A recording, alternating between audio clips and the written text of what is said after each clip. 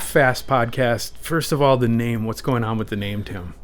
I think it's kind of two-part. I remember my brother Mike and I were looking at a boat just forever ago, probably late 90s, and we went down into the cuddy, and when we came up, there was a little sign that said, this captain is not a fast captain, he's not a slow captain, he's more of a half-assed captain. That, for whatever reason, that stuck with me.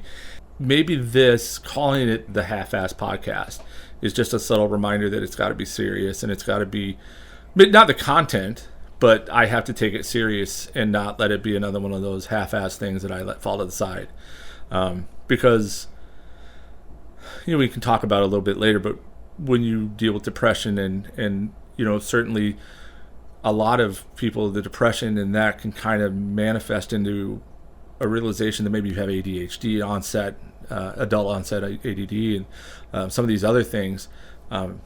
It's really easy to get distracted. And I just hope that this is more of a common everyday occurrence for me to say the half-ass part.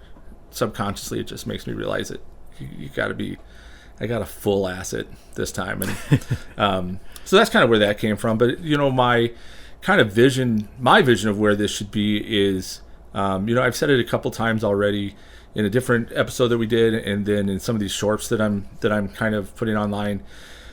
I want it to feel like the listener is in the room with us, that's just sitting at the table. Maybe they just sat down with their cup of coffee or whatever, and they hear two people talking, and I want it to be comfortable. I want it to be inviting. I want it to feel like, basically you're just in there with us. And, the other part of that is some of the things that I've been dealing with the last 2 years, and we'll get into that in a second too, but the depression and the anxiety and the suicidal thoughts and some of those other things that have plagued me over the last 2 years. Nobody talks about this stuff, especially men. I'm not saying that ladies don't, but men typically just keep that stuff inside. And I don't want that for myself, because it hurts to keep it inside. The most alive I feel is when I'm talking to people about this kind of stuff. And even though it's a really heavy topic, I try to have fun with it. I know it's kind of a weird thing to say, but I don't want to be depressed. I just am. Got to keep the lights on in the dark. Yeah. I think you have to be aware of where you are. Yeah. And unfortunately, the last 2 years, I've been in a place that sucks. But talking to other people help. And the other thing is, there's a lot of people who can't talk about that stuff. Yeah. So maybe if they hear two people talking about it, then it's a little easier for them to maybe open up about it. The statistic is that the reason men don't talk about their issues or their feelings or depression, anxiety, that kind of stuff, is because they're afraid it's going to get used against them. And we've seen that, and constantly these studies are coming out showing that and supporting that evidence. Men kill themselves at a much higher rate than women. Men spiral into these kind of backwards kind of lifestyles because they can't express themselves. And, we're not going to solve the world's problems. But like my son said, Dad, maybe if you do this and you're able to save one person, I mean, how awesome is that? It's worth it. The whole project would be worth it. It'd be completely worth it. And it's very selfish too, because I enjoy doing this. Sure. Like, you and I have talked and had some of the most epic conversations. We have. Legendary. I wish we would have recorded them. Yeah. I wish we would have recorded them. Legendary content for sure. Yeah. But we had a great conversation. Some of the people that we have coming on in the next, couple months here, we have a school teacher who is going through a terrible divorce in a small town. And, he suffered from depression beforehand, and his life is absolutely falling apart now. And we're going to talk about that because I guarantee he's not the only small town teacher that's going through a divorce. Sure. Yeah. We're going to try to get a couple police officers talking about their stuff, because that's the most stressful job you can imagine. Mm-hmm. I also have an actor who's in a very famous movie. Had something tragic happen to him right after the release of that, and had to kind of put everything on hold, pump the brakes, had to take a different path in life. We're going to talk to him, and there's a little bit of a story of a comeback kid there. But he's also talks about his alcoholism and some of the other things that, it's not just my life sucked and here I am. It's unfortunately, when your life sucks, you look for a way for it not to suck, and sometimes it's drugs, sometimes it's alcohol. But 8-10 years sober, whatever he is now, that's a great story to tell, because there's a lot of people out there struggling who need to hear it's okay on the other side. And while all this is going on, I got to remember to laugh about it. And a friend of mine's like, how do you laugh about that shit? You find a way. Because if you don't, you're in trouble, man. Yeah, humor kind of fixes everything now. So. Yeah, absolutely. Well, I want to, not for selfish reasons, but I'm going to pull the spotlight to myself so I can tell your story, like that, at least from my perspective. Because what I want to do is set the stage for what you're describing right now, and back up a little bit, get some altitude, and figure out, try to provide a little bit of context, because I think all the great guests that you've been talking about, I think these conversations are going to go deep. I think it's going to be wonderful, very exciting, and I can't wait. I'm honored to be a part of it. And, we recorded one episode and it was all about me. And the whole time I'm like, Tim, at some point we have to tell your story. Yeah. And I don't know who's going to do that, but I'd love to be the one to help you tell your story. So for the vast majority of this conversation, I'm going to keep my mouth shut. But in the beginning, I want to talk about why we got here, why we're sitting in this room together. Yeah. You and I were buddies in high school. Yep. And even before that, maybe even a little bit. I don't know if we met before high school. I don't know if we would have ever come into contact. Anyway, high school, right? It's weird because where we're from, high school starts in 10th grade. Yeah. And we were friends in 9th grade at a different school, but as freshmen, but at a different school. And that's where we met through a mutual friend. And I still remember you rollerblading on the tennis courts. Just cracks me up. But yeah, that's when we officially kind of started hanging out. So Foster? No, Mosh. Masha. Yeah. Okay. Yeah. All right. Cool. Yeah, that's kind of how we got introduced to each other, and then the silliness just ensued from there. And one of my favorite things, we were walking from our school to, I think, Dairy Queen down by and you tripped on a piece of sidewalk that was like pushed up, and you turned around and stomped on it and started swearing at it. And I was just like, this dude is like this dude is my dude. Like I get that kind of silliness, and just to me that was just the icebreaker. That I was like, this dude is so crazy. I appreciate that kind of humor. So yeah, we were fast friends. Yeah. I have a bunch of memories like that too, where I just knew right away that we were gonna be buddies. So we were friends in high school, and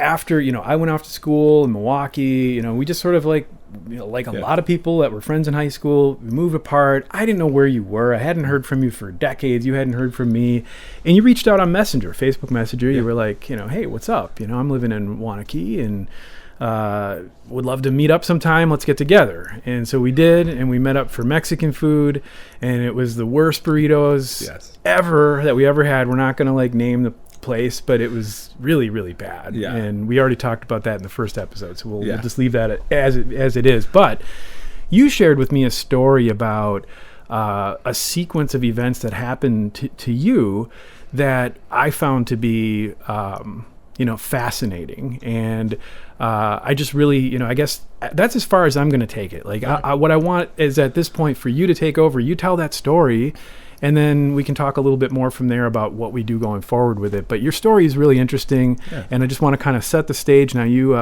spike it. Yeah, bring me up. Nice. So after high school, I started work. College just wasn't anything I had any interest in. I did okay in high school, but there was nothing. Maybe that's the half-ass part too there, but I really didn't aspire to do. I was okay with the grind, I got into construction. I loved doing that, driving trucks, that kind of stuff. Got married, moved away from town, about 45 minutes away, and started my life, right? 2 boys, 2 beautiful boys. And then it's hard to segue into what happened, but So then how do I want to pose this? I wake up in the back of an ambulance, and there's a little tiny petite woman on my left side holding my hand with a mask on.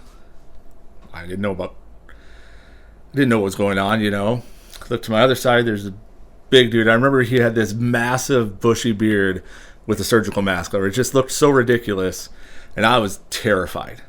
No idea. He said, they kept asking, what's your name?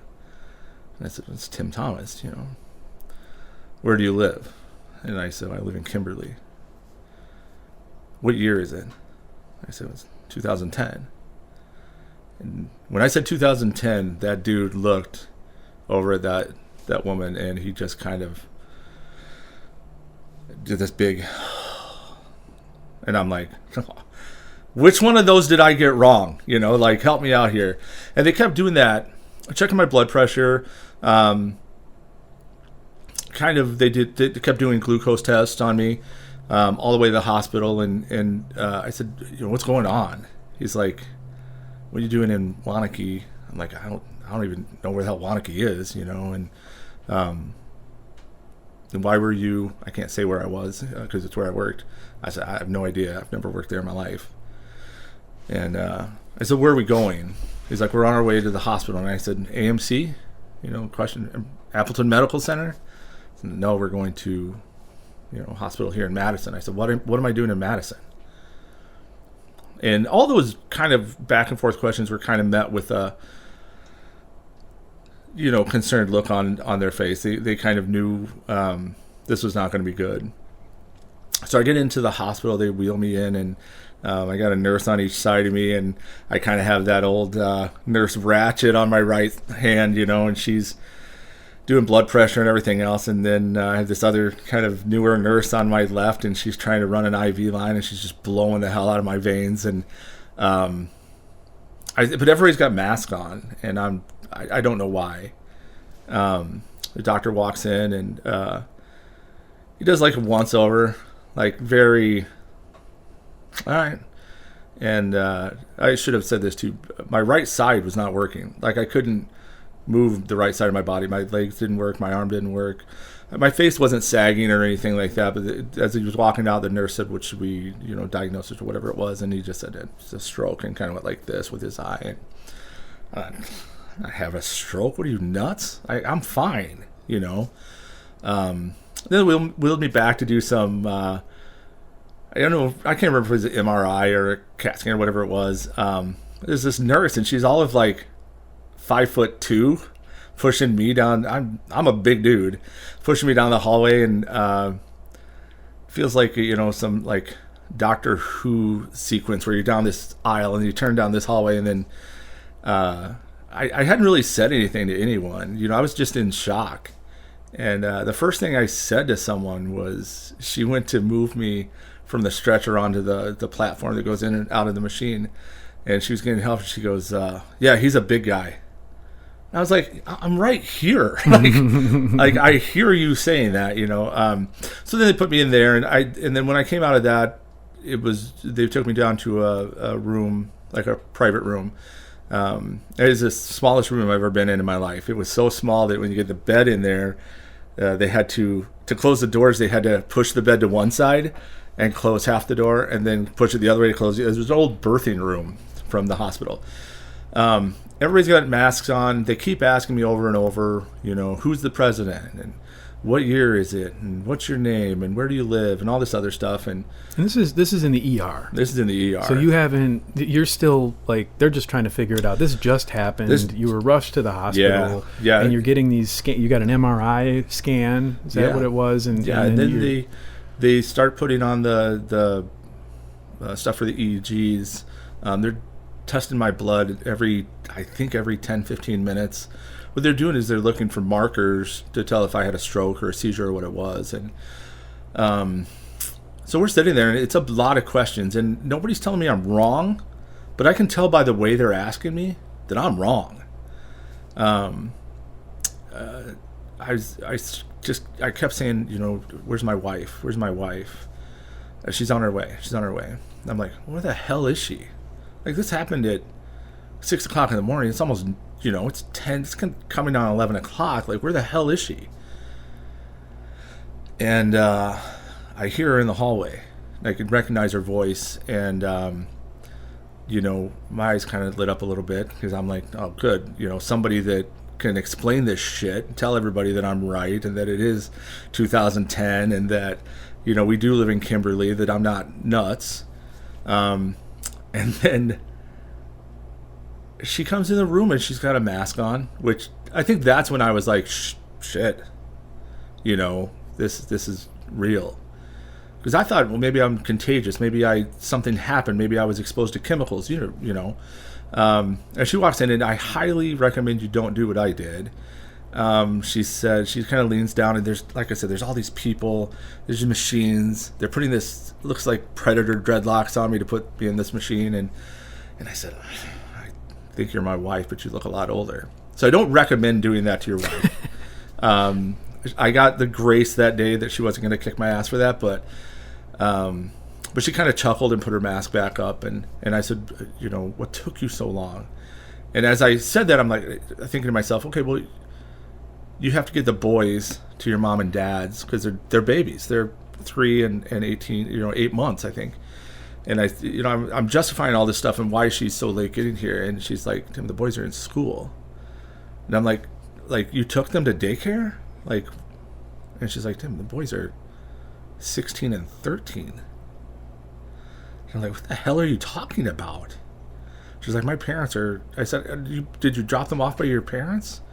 Because what would happen was if the boys were sick and couldn't go to daycare, we would meet them in Reedsville, which is halfway between Manitowoc and Kimberly. And that's what I thought was happening. And she's like, my parents are gone. My parents have passed. Your mom has passed. It's 2022. And then that's when I was just like, I think it hit home because you don't think about that stuff. If a nurse tells you it's whatever, you're like, you're nuts. But when your wife says that to you, you have to. It's real. Yeah, it's real. Yeah. So then it was just a lot of tests and a lot of doctors coming in and a lot of no answers. You must have been processing some really heavy feelings at that point. Yeah, when you're told that your boys are older. Yeah. Did you say your mom had passed in that duration? Everybody had passed. My mom had passed. Her parents had both passed. A good family friend had passed. Our dog, I think, oddly enough, the dog passing was probably what was the tipping point, But, yeah, it was a lot of... I don't know how much I could process because it was a lot of also... This shit isn't working. My arm's not working. My leg's not working. Right. You must have been terrified. Yeah, but there was like a calmness about it. I think, the saying, like, there's a calmness of when you're completely screwed. Mm-hmm. That's kind of how I felt. Like, I don't think there was a place for me to rationalize to be that way. You know what I mean? Like, there was no jump off point to be scared. There was too much. So it's like you're in shock. You're in shock. Yeah, you're just completely, you're trying to process stuff, but it's not working. And at one point, I remember Monday evening, just focusing on breathing. I thought that's the one thing that I don't have to think about doing. If I think about it, it feels like a win. And then the other, so they're trying to get my legs to move. That's not working. They're trying to get my arms to move.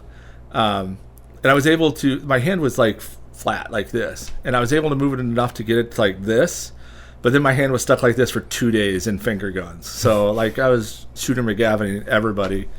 And then, just that weirdness of all that stuff. And, my wife had to go home and get the boys. And there was football games and all this other stuff. And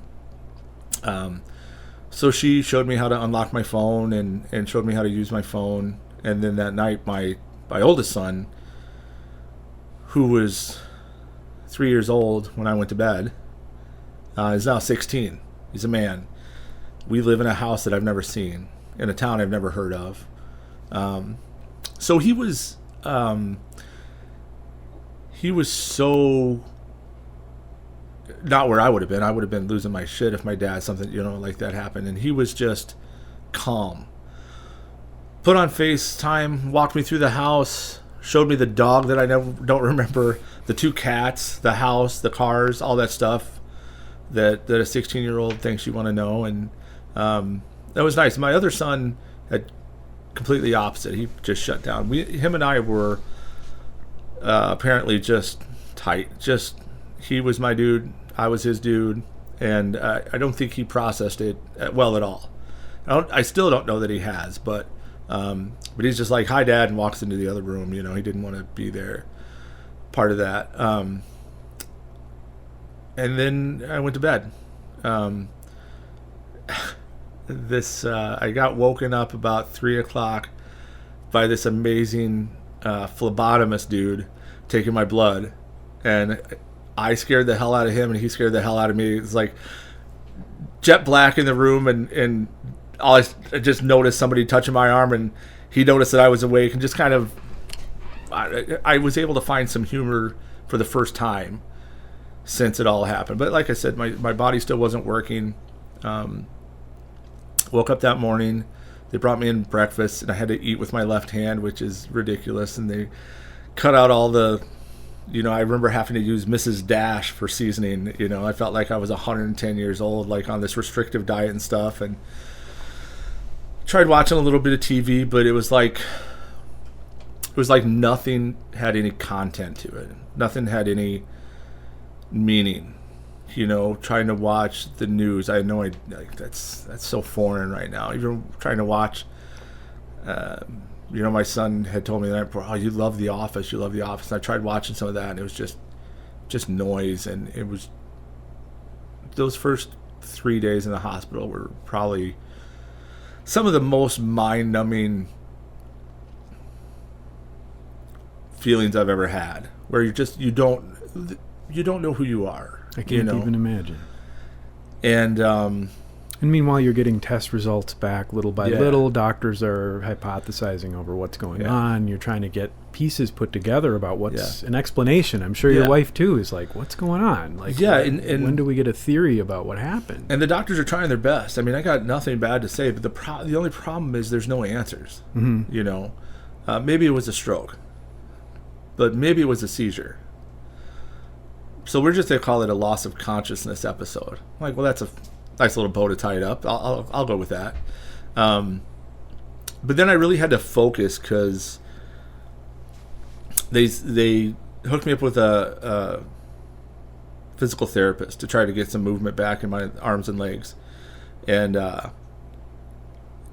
was like, this is too much. Just leave me lay here, And then the doctor came in and said, I said, "Can I go home?" He's like, "No, you can't walk. How are you going to go home?" And I said, "Well, can't I just, I was looking for a reason to stay there because I didn't want to face getting out of the hospital. I didn't want to face going to a home to meet these people, that I don't know. So I was just kind of looking for a reason to stay. And then he's like, "If you can't stay here, so there's a facility in Illinois we can send you to." And I'm like, bullshit. Get that therapy guy back in here, man. I'm not going to Illinois. Because, I think when you're a certain generation, a certain age, you kind of have horror stories about hearing those things.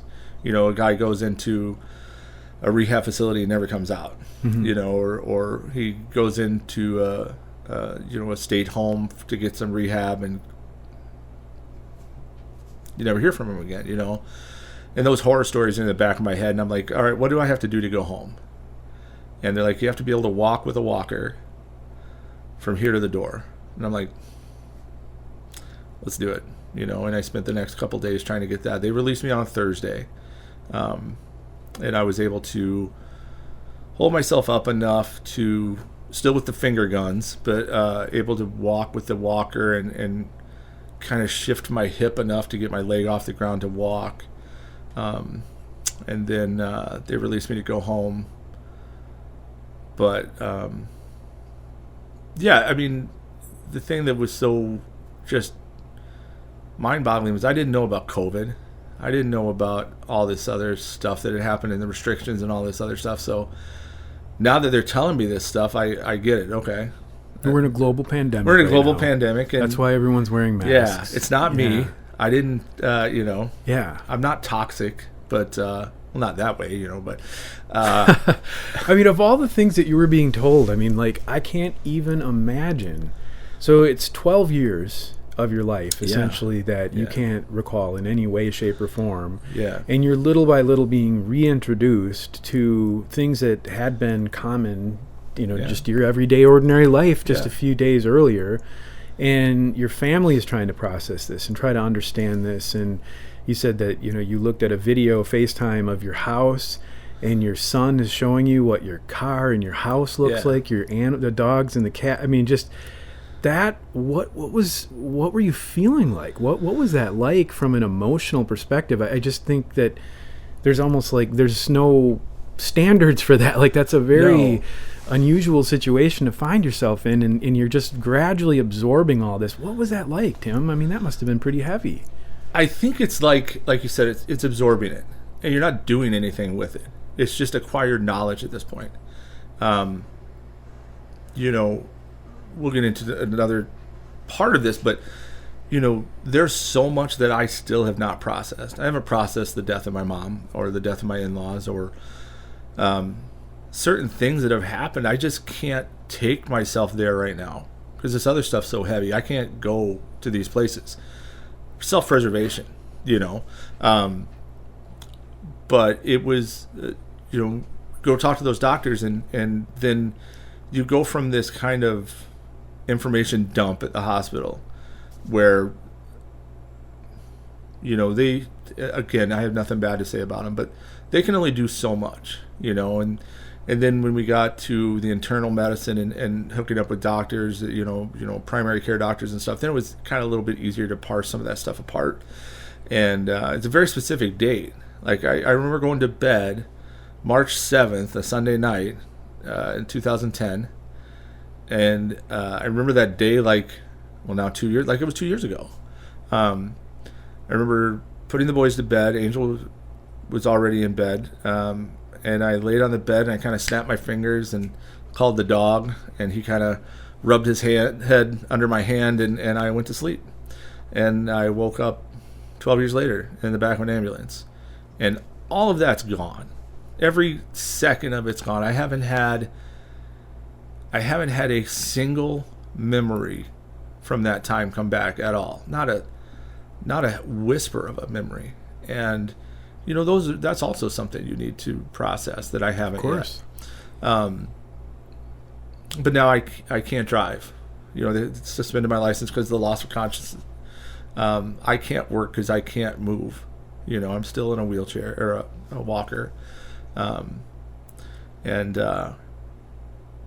my sons play football, and the Tuesday after the accident, my wife was at the game. I wanted her to go be with Bryce, with my son, and she was able to tell a few people. So the team that they were on, there was two teams because there were so many kids. There was a white team and a purple team, and one team would play before the other team played. And the night that after the accident, our son was playing on the second team, so a lot of the parents had already left.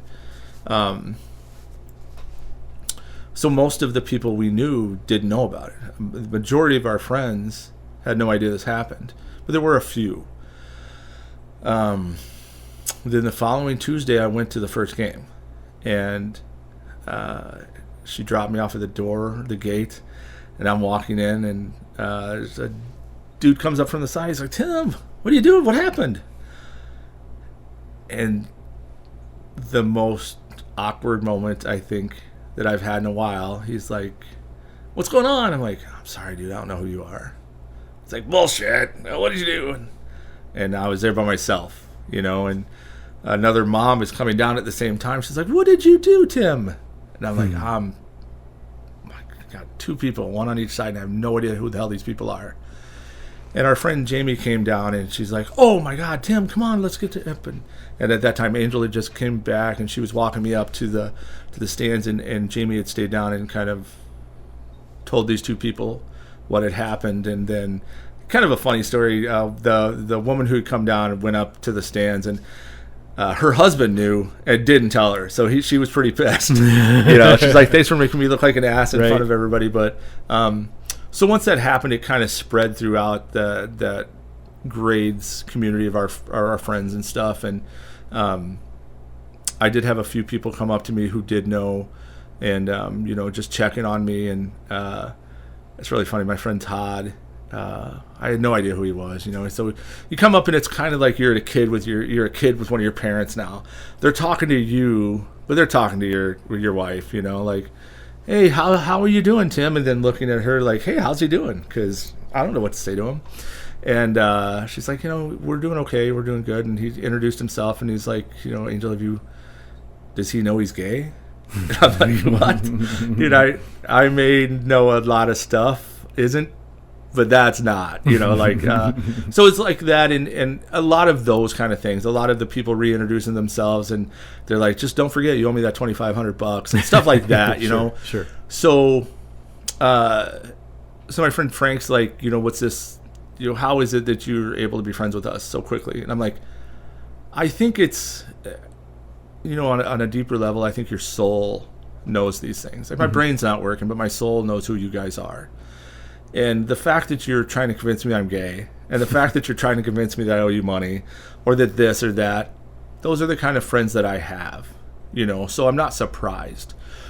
So it was a little bit of awkwardness everywhere we went someplace to try to know if they knew who I was, if they knew what happened. It became a thing where you kind of just want to stop talking about it a little bit, and it's impossible because everybody wants to let you know that they care, and they don't always know how to express that. You know exactly what I'm talking about. I do. And they're afraid that if they don't say something, that you're gonna think they don't care. Yeah. But they don't want to say anything because they don't want to offend you or bring up bad feelings and stuff. So there was a lot of that. A good solid 2 months of that. And there's still a couple times that, recently I had someone come up and it's like, hey, I just heard this happened.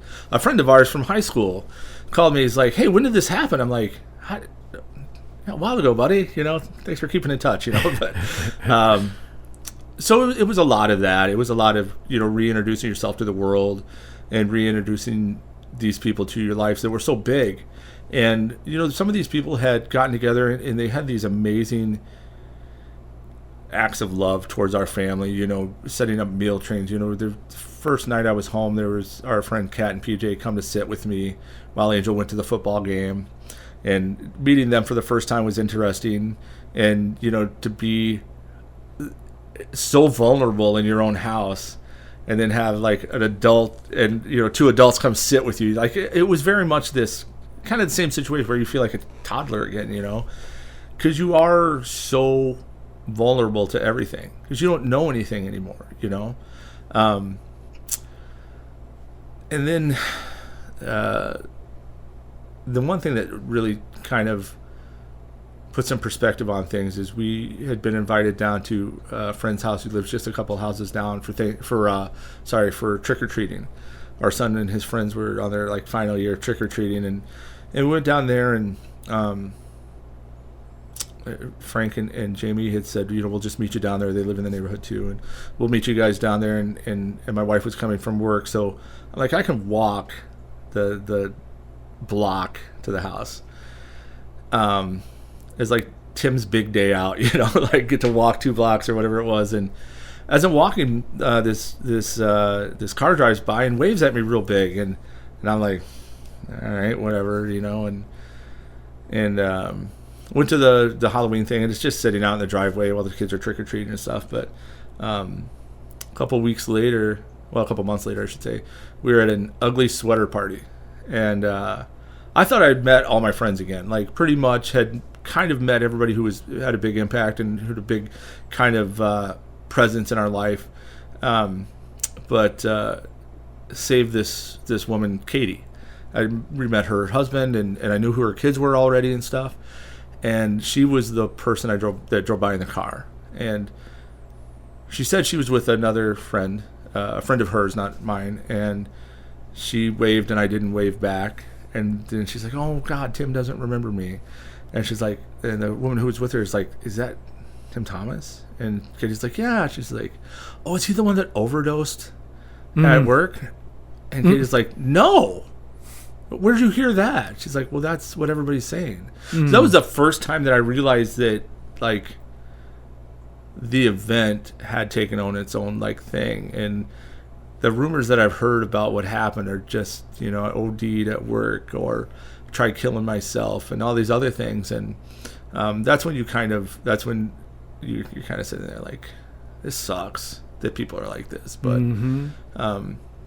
but so, you know, then it kind of, we'll split the story a little bit. Like the medical part of this all just kind of is in limbo.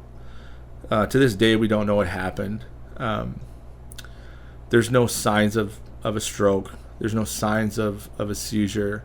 You know, those markers never showed up in my body. It was like my body just had a conversation with the brain, and the brain's like, dude, you're on your own, and just shut down. And that's 2 years on now. You know, I've had neurologists and pathologists and you name it. You know, all these people looking, you know, they've looked to see if I have, you know, early onset Parkinson's because my hands weren't working and all this other stuff. And so the medical stuff, you know, we've talked about before, man, it's so depressing that they can't find a reason that this happened. But what I found in a lot of doctors is they're not necessarily interested in finding the reason it happened. They don't know. And the way I look at it is they don't know, and part of their ego won't allow them to not know. So it's easier for them just to walk away. I had a neurologist, and you know, he's like, oh, your brain looks good. I'm like, okay. And so that's it? Like, it looks good? See ya? He's like, yeah, pretty much. He's like, you can come back in another month, but he's like, I'm just going to ask how you are. Like, well, that's awesome. I just spent 3 hours in your waiting room writing down everything that's happened. And this is, I think I shared this with you too. Like, you write everything down because you want them to know, you know, you're like, oh, well, they definitely want to know what this is. So you write that down in detail. And then the nurse comes and gets it, and then the doctor finally comes on. He's like, "Oh, so what are you doing here?" Like, hey, buddy. It's always frustrating. Did you not read? I guess they don't teach you how to read in medical school, but then you realize that, you know, they see, you know, hundreds of patients a week, and, you know, at some point you just do become a number. They want to hear your perspective. Just tell me now what's going on. And then you also realize that the stuff's going on in your life doesn't necessarily transfer into other people's lives. Right. And that's also a difficult part to realize, that you sometimes suffering on your own is the only way to get by. Sure. And this, even though I have a great support system, that's the way it was going to be. And like I said, to this day, I think I just had another neurology appointment about a month ago. And, you know, they have names for this kind of stuff, but it doesn't explain how it happened and what happened, you know. But the big part of all of this is the depression. And that's what kind of prompted me to start doing these things and be a little bit more proactive. So the depression started probably Monday or Tuesday after the accident. So, you know, those first couple of days you're just numb. And then it just starts to kind of creep in.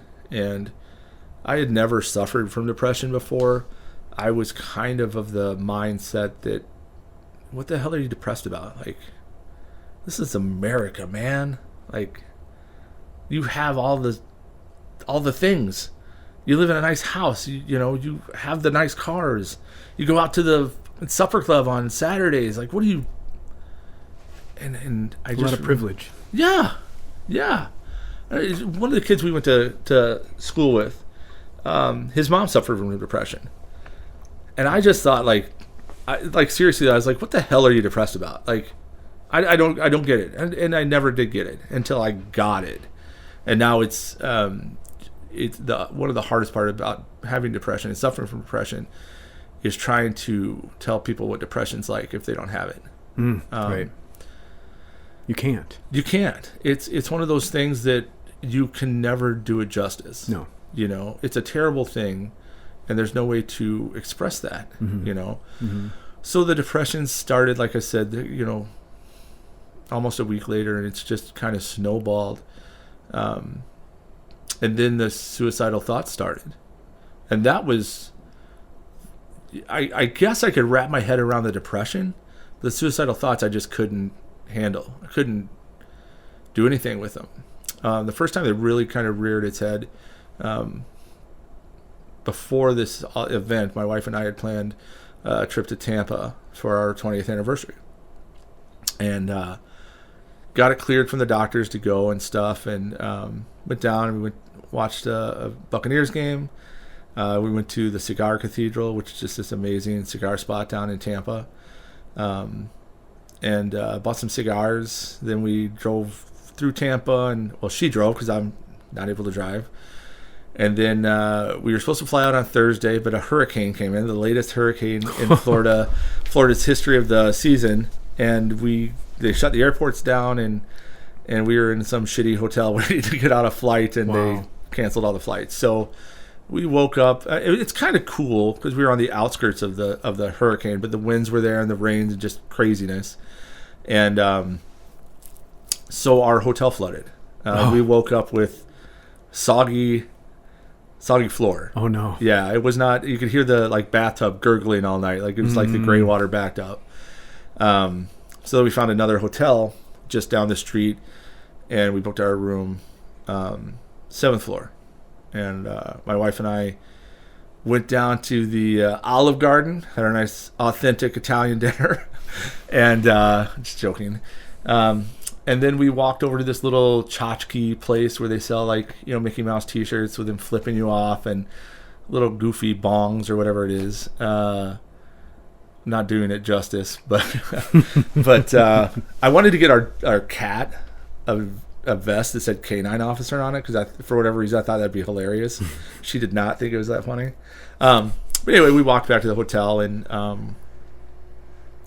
one of the things is my son had told me how much I had this love of cigars, and how much I just enjoyed sitting and smoking. And there's one thing that kind of rang true right away. I started enjoying cigars and the conversations that you had with people when you had cigars. So we went up to the balcony, 7th floor. I lit up a cigar, and Angel and I were just talking and enjoying each other, And she said, "I'm going to turn in." I said, "Yeah, I had 5 minutes left on the cigar." I'm like, "Just give me a minute, I'll be in."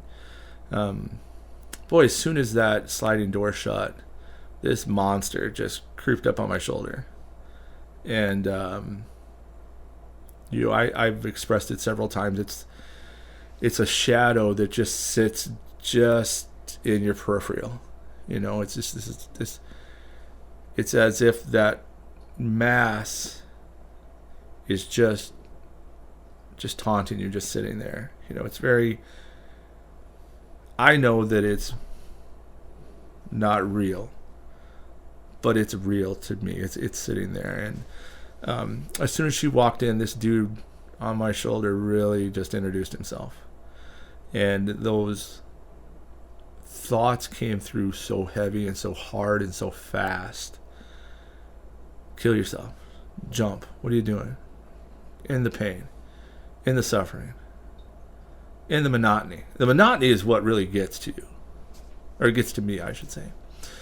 But it was this battle with myself not to jump, to the point where I kind of snapped into a place where I realized I was standing, not over the edge, but I had gotten up from the chair and walked over to the ledge, and I was having that Jenny from Forrest Gump, moment where you're standing on the edge, and it was terrifying.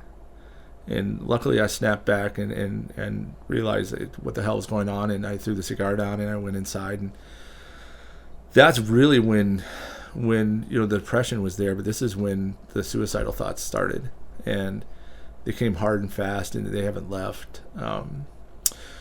So we found out we were going to be in Florida for a while because we couldn't get flights out, so we decided to go to Disney, because Disney's on its own grid, and it's a little more palatable than these shitty hotels by the airport.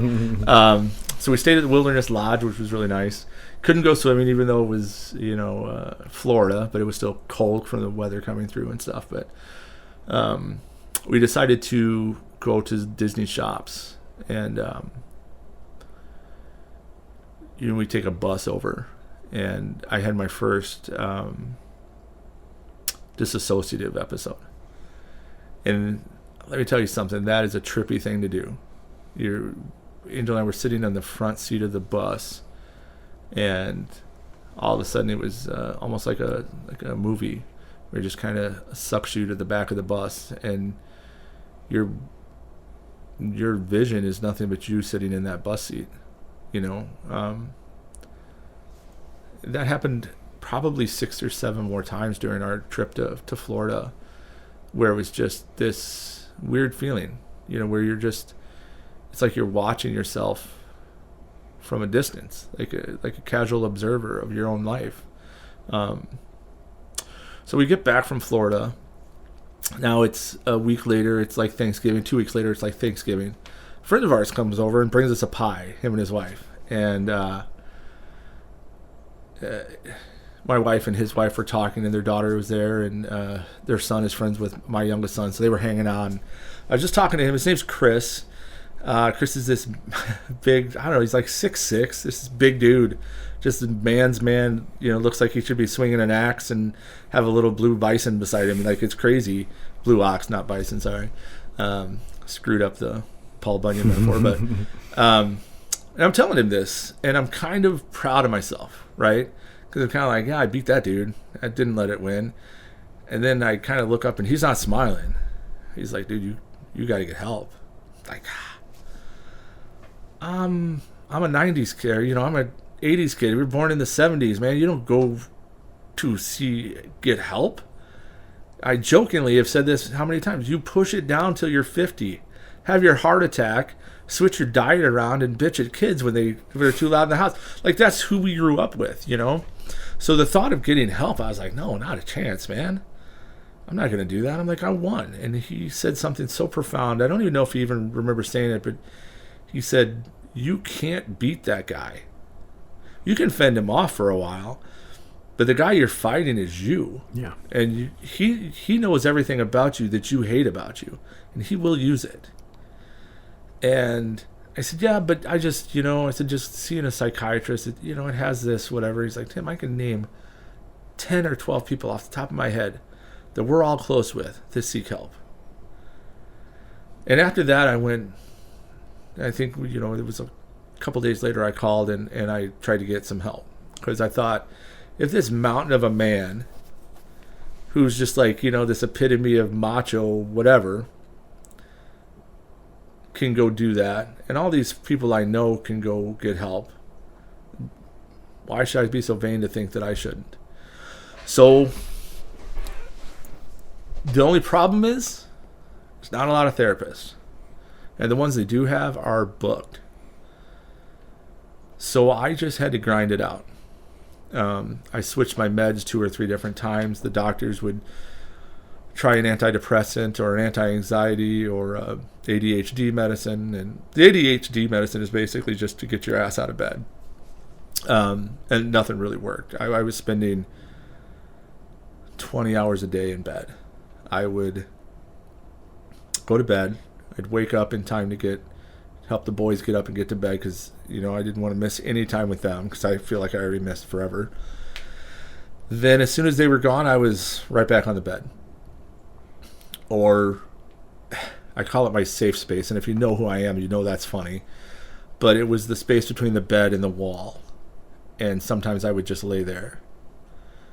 And it just was a different place to drown your sorrows. It was just a different place to be miserable than your bed, where you only, like I think you said, sometimes you only get up long enough to get yourself tired so you can go back to bed. Yeah.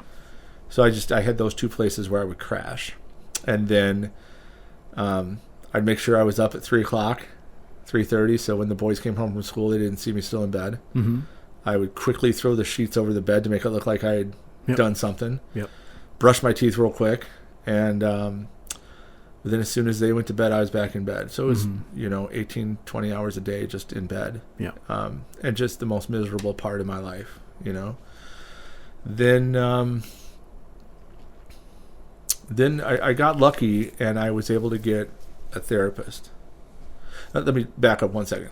So I went and saw my psychiatrist, and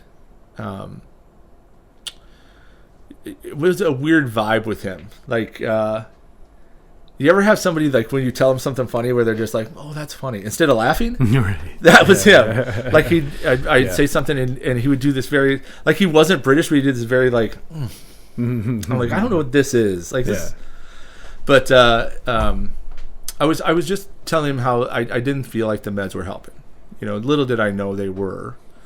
But I was like, dude, it just, I'm depressed all the time. I hate this shit. Like, and he's like, well, maybe you can just quit. And I'm like, I can just quit? Fuck, let's do that. And that was on a Wednesday.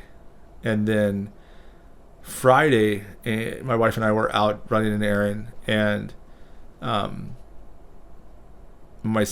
youngest son, sent me a message and said, hey, can you pick me up? So I called our oldest son and said, who had released and was already home. I said, listen, you need to pick your brother up at 3:30.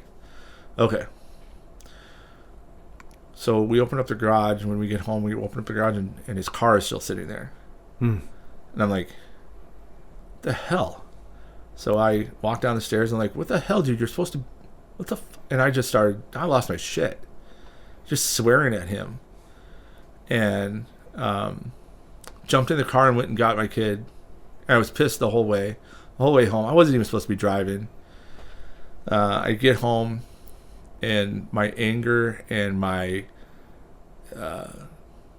depression and my anxiety and my suicidal thoughts and my unwillingness to accept a lot of things just all kind of came together. And I had written some suicide notes, and I'd taken it out, this one particular one, because one of the things that Chris told me, is it helps to journal stuff. The problem was my journals just turned into suicide notes. Like, there was no happiness in writing those journals, and it always just veered off to I'd be better off dead.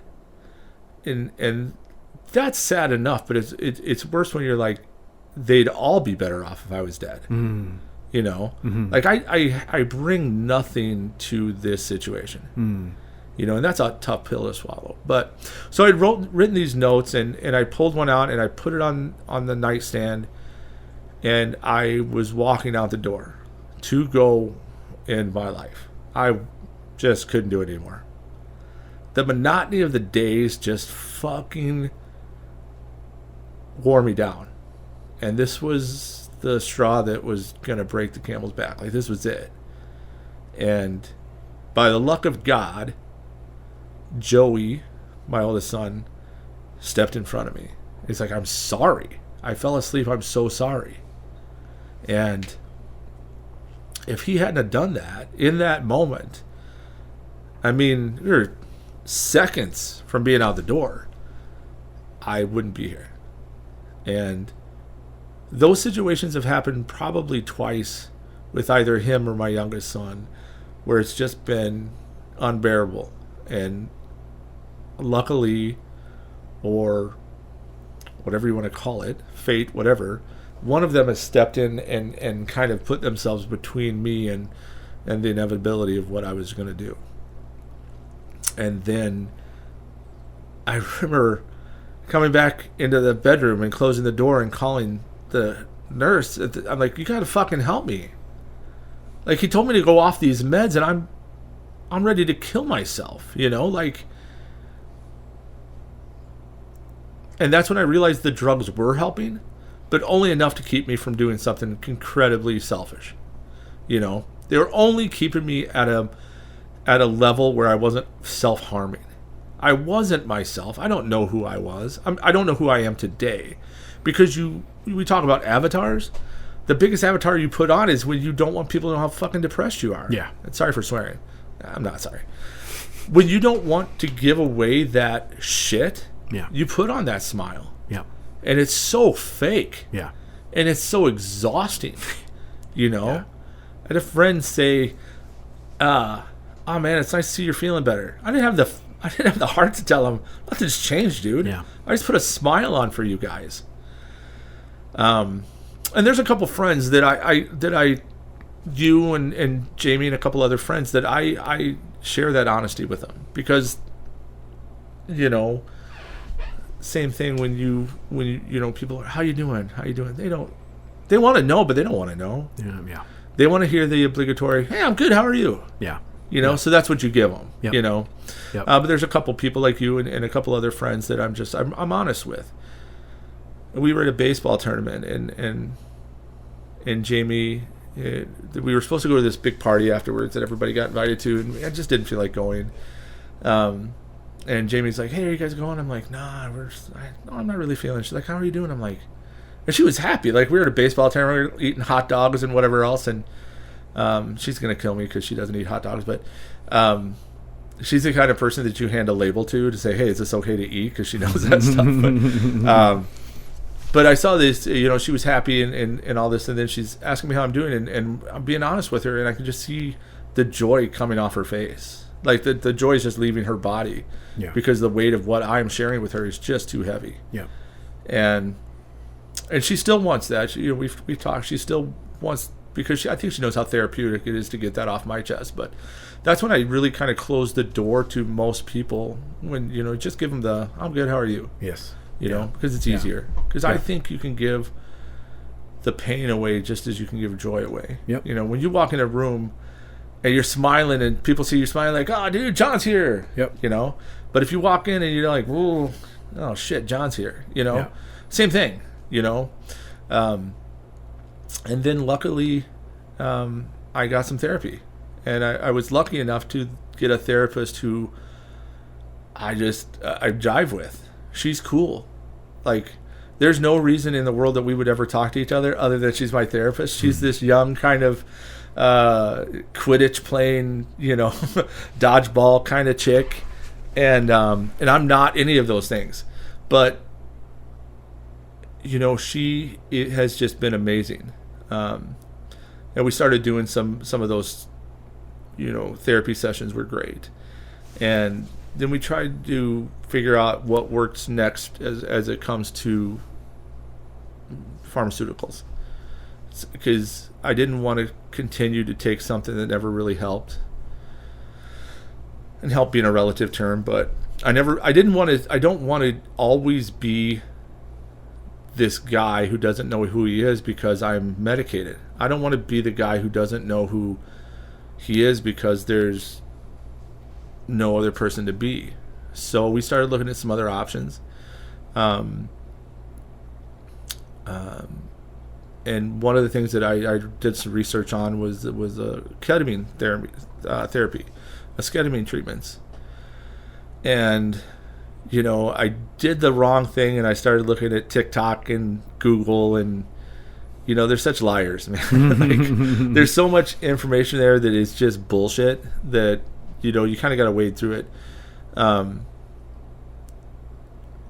I never smoked weed. I've never done any illicit drugs. I barely drink.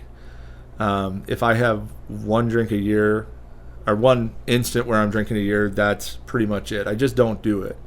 And I've never been a person who looked outside of the lines for stuff. You know, we talk about that 40-year-old cop that's sitting judging us, you know. So the idea of ketamine, dude, you gotta be kidding me. Because you hear all these different explanations of what it does. You know, it's it can be this really euphoric, amazing experience. It could be nothing, where you just take a nap, or it can be this mind-blowing psychedelic trip. And that's what everybody's telling you. There's so much just variations on that. So I went way outside my comfort zone and asked if I could try that. And I got hooked up with a doctor at the local UW here, and I started those treatments. And I was terrified because, like I said, I've never done anything like, my vice is Diet Mountain Dew. Like, that's my thing, you know. So it was really cool to allow myself to try something different, because I knew that like I said, I didn't want to continue doing this. I had my first dose. What you do is your first month is twice a week. You take, it's a nasal spray. You do that, and then you're in a dark room, and they kind of just let you sit for about an hour or 2 hours. I think it's 2 hours. They're checking your heart rate and stuff, because esketamine can boost up your blood pressure. The first time it was interesting, because I'd been telling my friends about it, and they're like, well, you got to let us know what it's like. You gotta let us. And I didn't really let it have its place. I kind of went in, and I wanted to remember everything, so I kind of had this preconceived notion of what to expect, and that didn't happen. So then the second time I said, well, I'm just going to go in and just let it be. Just let the ketamine do what it does. And like I said, the first dose was kind of a little bit kind of wispy, but that's about it. And the second dose was a little bit different, and not much though, kind of the same kind of this this isn't awesome, but it doesn't suck kind of thing. But then that third time was like, hey, welcome to ketamine. Buckle up. And it was were they increasing the dosage, or was it always the same? So the first dose was, I think, 56. And 56. Do you know what the unit is? I think milligrams. I would be lying if I said.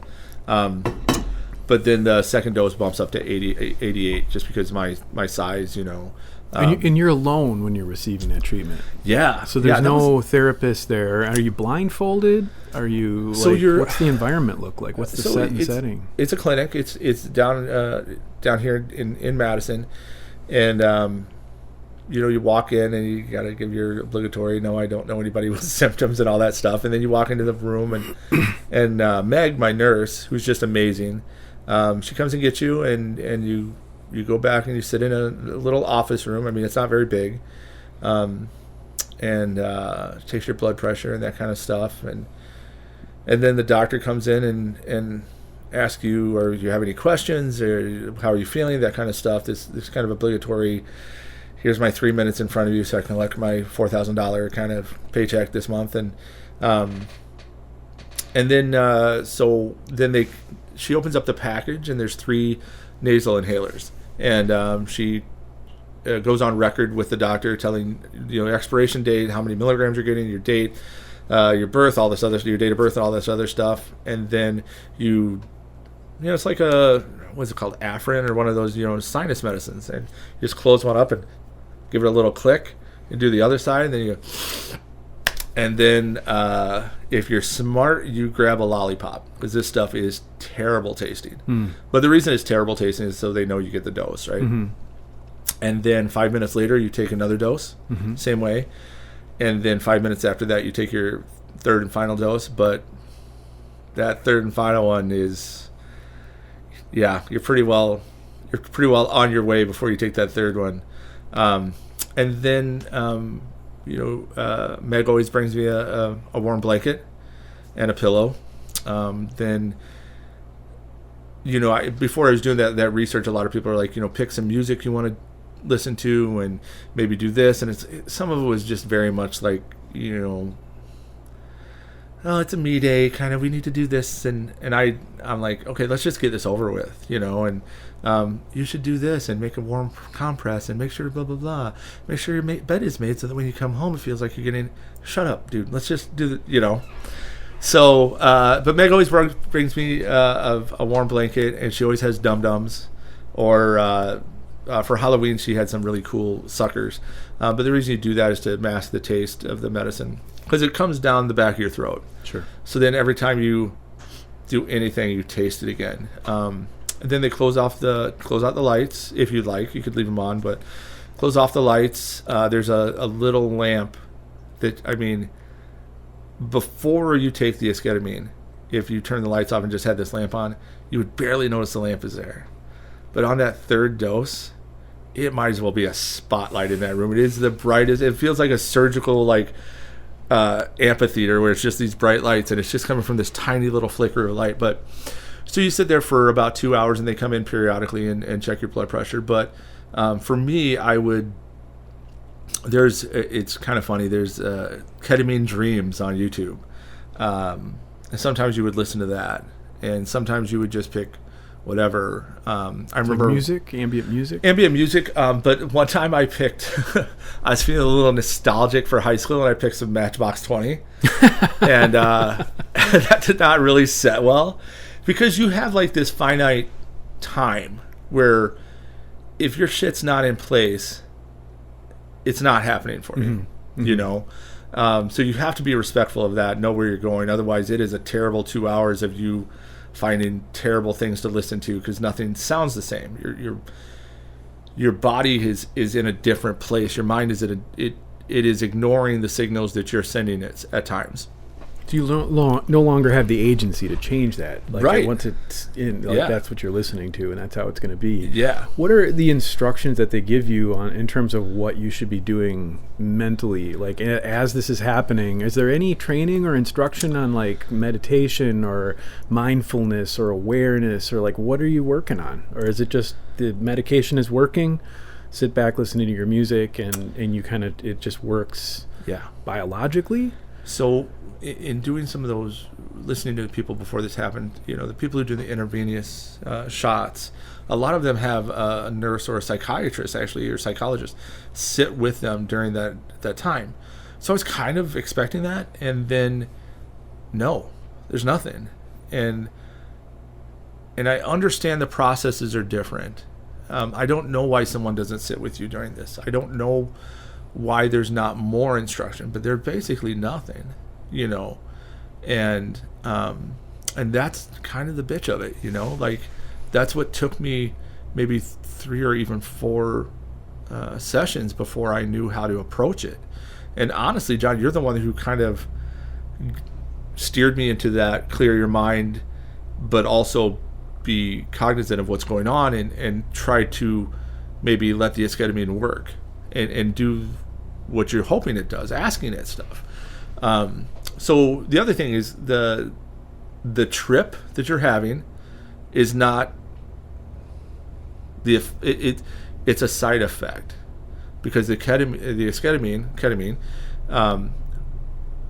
and I don't know that this is exactly the right way to kind of explain it, but the ketamine is supposed to rebuild some bridges in your brain, and it kind of disassociates with everything else, so it can kind of focus on that. Mm-hmm. You know, that's a very layman's terms kind of description of it, but I think they call it like the default node network, and that sort of like, I think the psychoactive compound sort of takes that offline a little bit, and then I think it's neuroplasticity allows you to sort of rebuild in a hopefully more healthy way. I mean, obviously, I don't know what I'm talking about at all, but that's sort of like the main idea behind this. I mean, I know a fair bit about the studies. Clearly, you know more about it than Tim does, but well, that's what surprised me about the fact that they had you do this alone without this guidance in terms of here's what you should be working on. Because to me, the way it was explained to me is the ketamine sort of, when you're getting therapy, it's very hard to access some of the difficult things, and really that's what you're working on in like a cognitive behavioral therapy, is you're trying to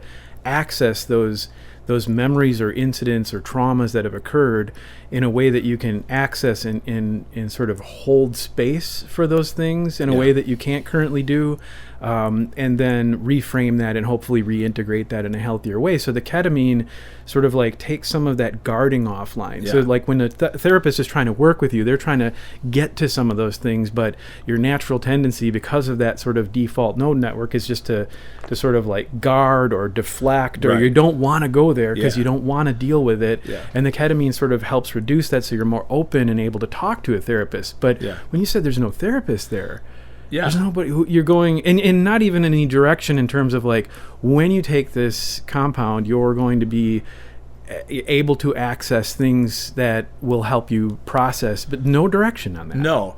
And I will give the doctors a little bit of grace there. I think it was almost like a, hey, we got to get this guy on now. Sure. And so I don't, so maybe some of those kind of buildups and some of the kind of walking towards this slowly was sped up in order to get me in the treatment. Understood. Yeah. Understood. And but the vast majority of the ketamine treatment therapy I've subsequently read about after you introduced this to me is done like exactly what you described, where it's administered like a medicate, like a float center, or, where you just go in there by yourself and whatever happens. When you're done, you're done. It seems like that's the main way that ketamine is administered, even potentially in a home setting. They just sort of like give it to you, you go home and do it. Yeah, and a lot of it is the insurance companies. I was okayed by the insurance company to do the nasal ketamine, but not the intravenous. To get into the intravenous, so I was on the wait list probably 6 months for the nasal clinic, and it was over a year to go for the intravenous. And the other thing is, it's not like there's a time frame. Mm-hmm. If you're on ketamine, you could be on ketamine the rest of your life. Mm-hmm.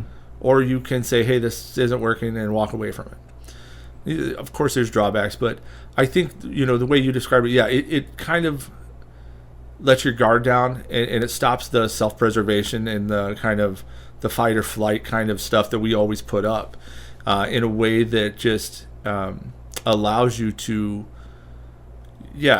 build some of those things back. Because one of the things they also talk about is after the ketamine treatments is a great time for you to start forming better habits. Where, I'm going to start working out every day. Clearly, that wasn't on my time frame to do. But there was a lot of those things where it makes it easier for you to form new habits. Mm-hmm. But again, when you're in a place where you don't want to be, it's hard to say, hey, this is cool. I'm going to try yoga. Yeah. Or I'm going to try to eat oatmeal twice a day still. It's just stupid stuff. But you're not in a place where you can do all that. Right. So I think a lot of the treatments and stuff that I've been through and tried, it's a lot of just keeping your head above water. And the ketamine, I had such high hopes for it. And I think there was a sort of like a placebo effect, kind of like this, I hope this works. This is going to work, so I'm going to pretend it works. And we're to a point now where it's become recreational, and I'm not comfortable with that. So I've actually suspended my ketamine treatments, just because I was looking forward to going in there just to have this experience, and I wasn't feeling it anymore. I wasn't noticing any difference, and it just became almost, like I said, almost recreational, And I never wanted that. Like, it's just not me. So, the doctor he was okay with it. He's like, if it's not working, let's not do it. He did give me kind of this standard, listen, take care of yourself in the next four weeks, because once it starts leaving your body, you may feel something. And it's been right around that right now, and I don't feel very much different, if at all. It's changed my mood a little bit, like as far as interacting with other people. But I've also made a conscious effort to change the way that I interact with people. I've tried to start meeting people where they are in life instead of where I think they should be. Or, one thing that always kind of cracked me up is when you sit in church for an hour and you're all pious and singing Kumbaya, and as soon as the old lady cuts you off as you're pulling out, you're swearing up a storm.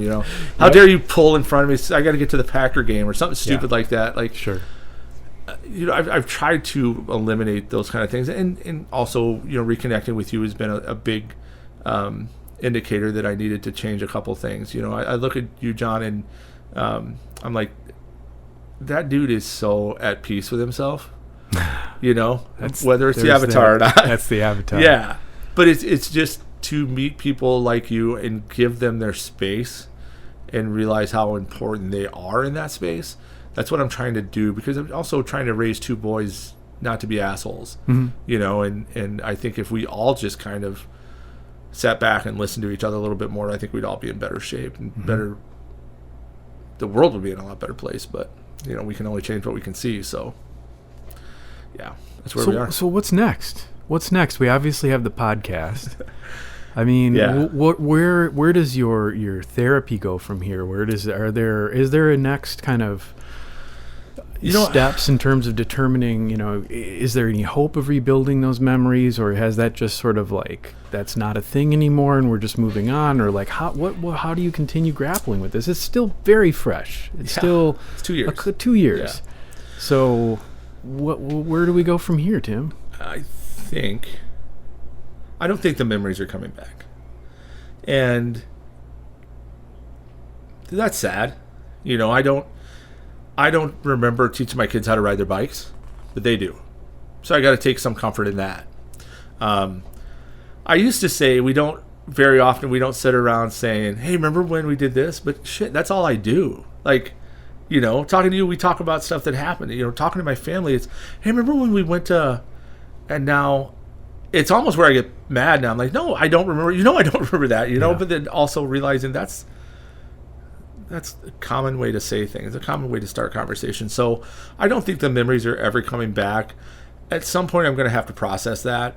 But again, when you have all this other stuff on your plate, it's pretty easy to push that stuff aside. Of course.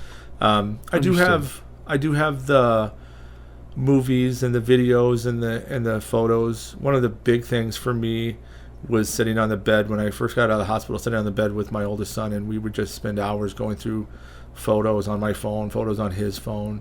How did that make you feel?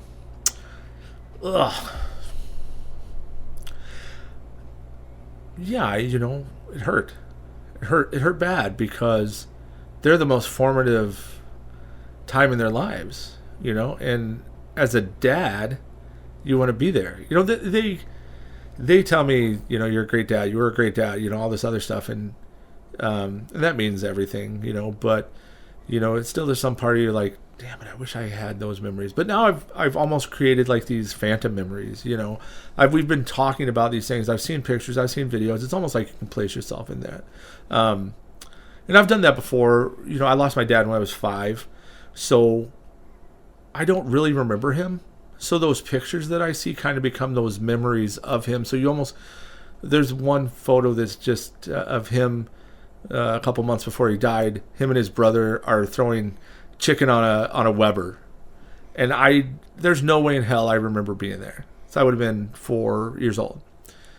But I've seen that picture so many times. I've heard my uncles talk about it that it becomes my memory, and that's kind of what's happening now. We had a lot of friends in our old hometown of Kimberly, and I've kind of moved past trying to reconnect with some of them, because some of them there wasn't a whole lot that brought to the table, either one of us. We were friends because our sons were friends. We don't need that anymore. I don't have the space to pretend to be friends with somebody I don't know, and that sucks. But it's also been a little bit more liberating for me. Sure. As far as the therapy, I still do therapy with Sydney. We don't ramp up the amount of time we do that, but because of the need of some of the, she works with a lot of younger kids, so the need for that has been, I have to respect that. When this all started, I was offered a position for therapy, and I turned it down because I knew that there were some kids who needed her time more than I did, and I had to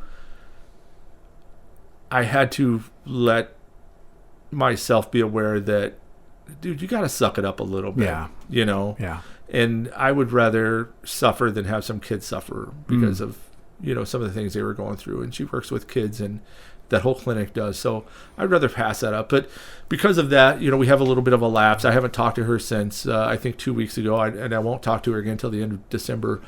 So we're going to ramp that up the first year, when you can start putting some more time on there. You matter too, Tim. You no.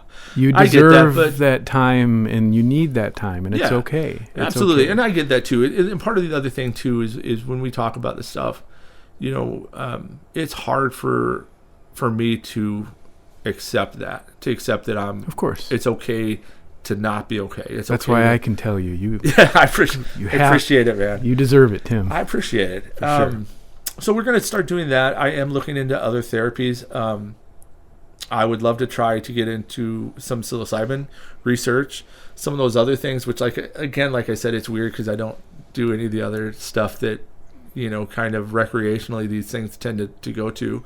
But I want to give them the respect that they deserve. I don't want to go buy a baggie of mushrooms from somebody and think that I can do it on my own.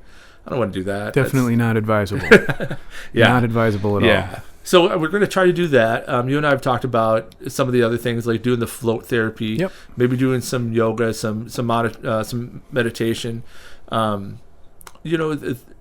This is just status quo now. This is my life, and I can sit here and fight it, or I can just say, all right, my new normal sucks, but if I accept that it sucks, maybe it sucks a little less. You know what I mean? Like, I think once you realize that this is where things are going to be, for a while at least, then why fight it anymore? What I need to put my energy into is fighting the good fight. Yes. Along with the suicidal thoughts, I have these little visions and stuff, and trying to drown them out is exhausting, but it's doable. And if those things, hundreds a day, if you can silence them, maybe you can silence some of the other stuff. But that kind of brings us full circle into this is therapy for me.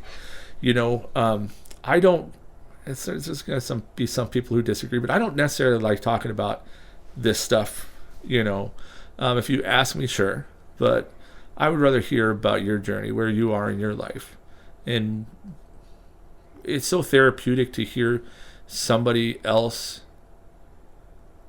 struggles, and I know that's a weird way to say that, but to hear that somebody else struggles in the same way you struggle makes it a little easier for you to realize you're not in it by yourself. Absolutely. And having had conversations with you and some of the other people that I know, man, there's nothing better than, I call it the 50-yard line talks. Yep. We go to the football games and it's a bunch of dads up there, and some of us are not in a good place, but when we're all together and we're laughing and saying stupid shit, we're in a pretty good place when we're all together. So that's kind of where we are with that. Where this podcast stuff goes, I don't know. I really don't know. But I'm getting a little bit more comfortable making these stupid little clips. So I don't know. Maybe I'll be the next TikTok superstar. I think so. You're on the way there. Yeah, absolutely. It's either this or OnlyFans, and I don't know that I don't know. I can take my shoes off a little bit later. We comfortable and get weird, but let's save that for a future episode. Well, I actually I want to have a lot more conversations. We talked about this during the first episode when I was kind of opening up about some of the darker places I've been and am, and you sort of helped me process a lot of things in a way that I couldn't talk to anybody else. So I appreciated that, and I appreciated the opportunity to share some of that in a way that I've never shared before. And then I immediately sort of in a way, in that sort of, I guess, altruistic way where it's like, I don't want to talk about me. I want to talk about you, Tim. I want to hear your story because it was fascinating to me. And I'm so incredibly honored and grateful that you shared a lot of this with me. I know that isn't always easy, but that process of you sharing that with me has helped me process a lot of my things. And it's been, just an honor to be able to have these conversations. And we talked about this episode being about, this will be the episode where Tim tells his story, but I think this is the first episode of Tim's story because there's a lot of other places I want to go with it, but I do want to keep track of time. We're at a quarter to the top of the hour now. Nice. We've been at this for a while. This has been a fascinating conversation. I really appreciate you sharing this. I do too. And let's do this again several more times. Let's keep the conversation going. Absolutely. So. And the thing is, when you deal with any of these kind of things, they're so multi-layered. I could have spent another 2 hours talking about just the hospital stuff and that kind of stuff, but you want to give it its due and then move on with it. And I'm to the point in my life where I'm ready to move on. And these conversations are amazing to me. And we're going to talk to other people, but the conversations that the two you and I have, like I said, one of these days we should just let this stuff roll and just, because there's some pretty funny shit, and I want to keep it a little lighter than 100%. We do sometimes. Let's do it. Let's do it, Tim. Thank you so much, John. Yeah, cheers. Be good.